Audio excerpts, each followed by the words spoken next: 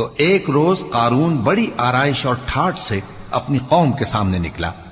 جو لوگ دنیا کی زندگی کے طالب تھے کہنے لگے کہ جیسا مال و متاع قارون کو ملا ہے کاش ایسا ہی ہمیں بھی ملے، وہ تو بڑے نصیب والا ہے۔ اور جن لوگوں کو علم دیا گیا تھا وہ کہنے لگے کہ تم پر افسوس، مومنوں اور نیکوکاروں کے لیے جو ثواب اللہ کے ہاں تیار ہے وہ کہیں بہتر ہے، اور وہ صرف صبر کرنے والوں ہی کو ملے گا۔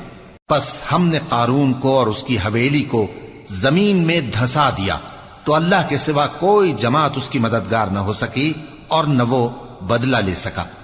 اور وہ لوگ جو کل اس کے رتبے کی تمنا کرتے تھے صبح کو کہنے لگے ہائے شامت، اللہ ہی تو اپنے بندوں میں سے جس کے لیے چاہتا ہے رزق فراخ کر دیتا ہے اور جس کے لیے چاہتا ہے تنگ کر دیتا ہے۔ اگر اللہ ہم پر احسان نہ کرتا تو ہمیں بھی دھسا دیتا۔ ہائے خرابی، کافر کامیاب نہیں ہوتے۔